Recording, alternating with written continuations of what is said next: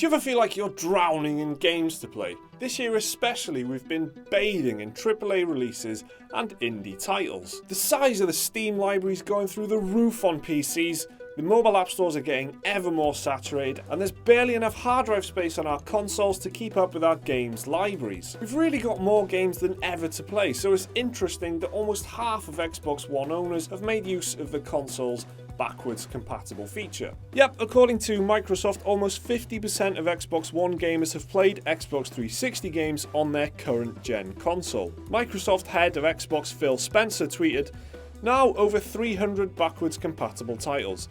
Nearly 50% of Xbox One owners playing backwards compatible games is great to see.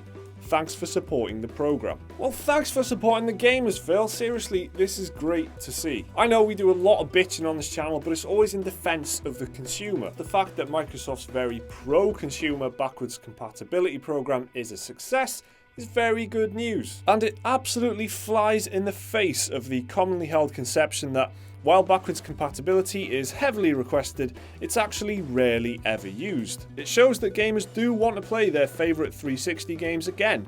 Microsoft have given them a simple solution to do that, and it's proven very popular. The company just announced the entire BioShock collection as backwards compatible recently, and classic games like Red Dead Redemption, which many Red Dead fans will surely have jumped back into after the announcement of Red Dead Redemption 2, has been playable on Xbox One for a while. All of this is free of charge. If you hung on to your old Xbox 360 games, there's a good chance many of them will work on Xbox One. Contrast that with the PS4, where we're having to shell out $12.99 a month to play a collection of previous gen games with PlayStation Now. There is no backwards compatibility on the PS4, so your only option is PSNow, which, aside from the obvious price point, really does have some glaring limitations. First and foremost, it's based on streaming, so the actual games are running on a server somewhere else and the data is being streamed to your console. You need a good network connection to make it work at all. It worked okay for me on a free trial, but I have fibre optic broadband and a wired connection to a good router. Even then, there was some image degradation and very slight lag, especially noticeable in fighting games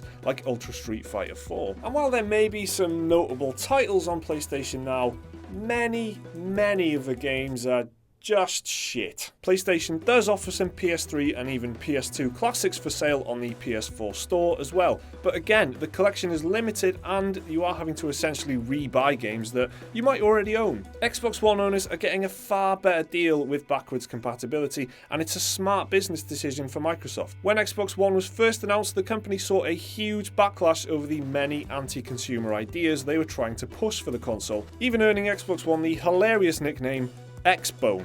Things like DRM, which would have bound games to users' accounts, were just a terrible idea, and Microsoft were rightly slated. But they reacted fast to the negativity, and they've taken a lot of pro-consumer steps to win back the goodwill and trust of gamers. Sony, on the other hand, got something of a free ride. They were seen as the good guys from the off, thanks to Microsoft's negative PR. Sony just kept it simple, while Microsoft were busy saying, TV, sports TV. Anybody? Sony sat back and delivered a simple message.